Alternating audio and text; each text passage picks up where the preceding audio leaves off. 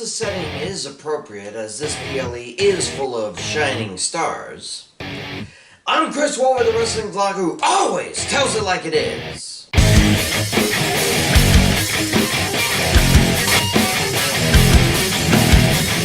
Puerto Rico, you ugly island, land of tropic diseases.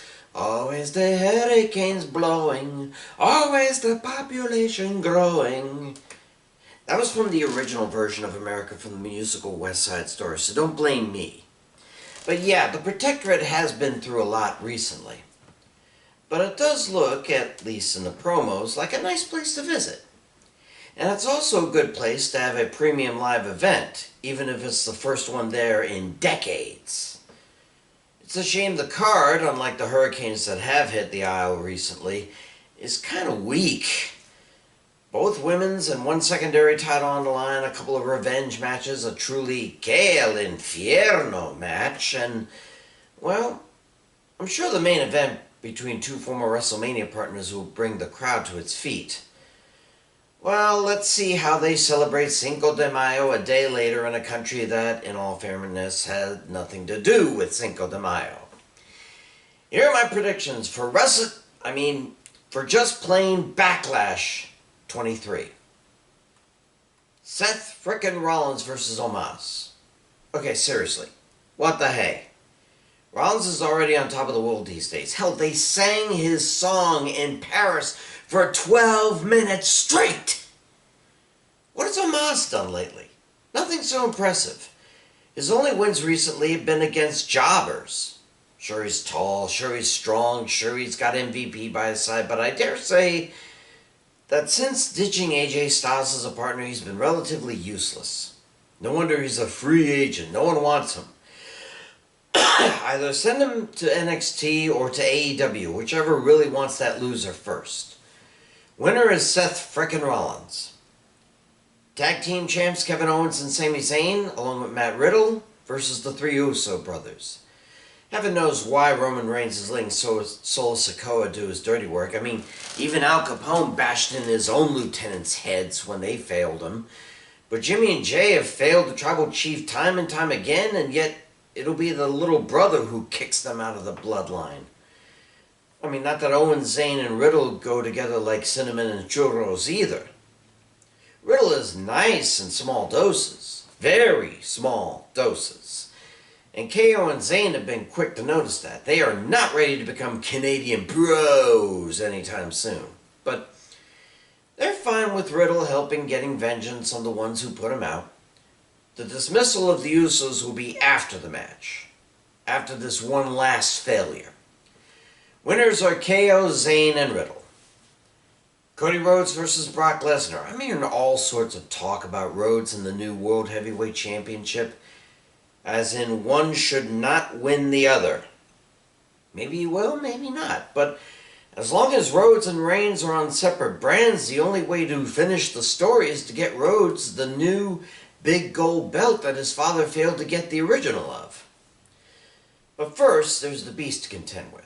I keep wondering when this big bully's contract will expire. Or is he still a part-timer with a new set of matches to go through now? All I know is that Brock had a squash match at WrestleMania against Omos of all people and doesn't deserve the hype. He's never getting a title again, so he needs to back off. Cody, on the other hand, needs to get back his royalty. Winner is Cody Rhodes. United States Championship triple threat match. Austin Theory defends against Bobby Lashley and Bronson Reed. If there's one thing I know about Theory, even when he changed from selfie taker to serious heel, is that he doesn't like confrontation, especially against tougher opponents. He's like Hercule Satan from Dragon Ball Z, hyping his own magnificence while actively avoiding those he knows can kick his ass. That's what his strategy will have to be against these two behemoths. Stay out of their way as the Rhinos clash, keep them from pinning each other, let them wear each other down, and then sneak in for the win. Will that happen? Not likely. More likely, Lashley and or Reed will beat him up and toss him out to get at each other. In the end, though, the result is the same. One will pulverize the other. Austin will do his best A-Town down on the Survivor and pin the one on the floor. Winner and still champ, Austin Theory. My next pick will be 2 for 1. Raw Women's Champ, Bianca Belair versus Io Sky. SmackDown Women's Champ, Rhea Ripley defends against Zelina Vega of the LWO. Look, we all knew that when Belair was drafted to SmackDown, Ripley would be drafted to Raw. You can't have 2 women's champs on the same brand. And that means 2 possibilities for tonight.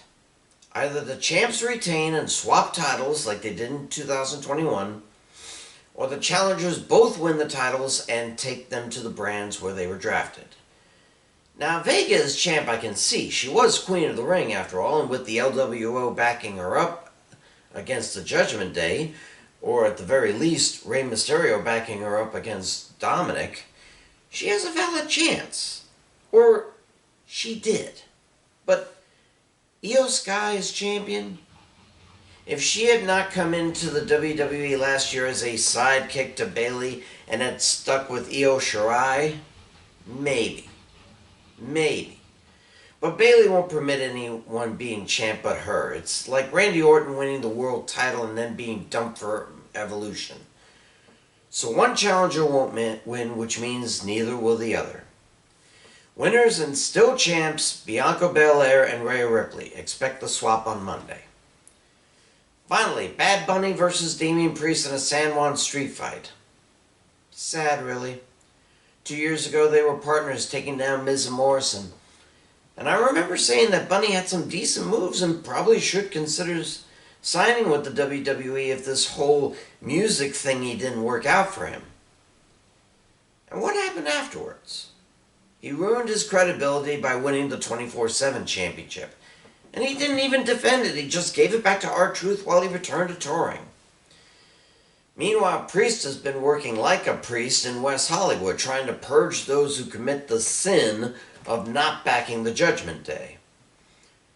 The only other match Bunny's been in was the Royal Rumble, which started the slow burn that led to this match. Now, the difference in size, strength, and experience may put Priest in the driver's seat, especially with the rest of the Judgment Day at his back, but that's what makes a street fight a better option for Bunny.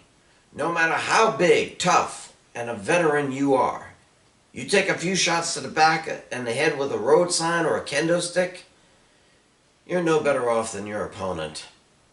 Winner, Bad Bunny. Those are my picks. Viva la raza! I'm Chris Wolvie, the wrestling blog, who always tells it like it is. Reza por paz. And I'll see ya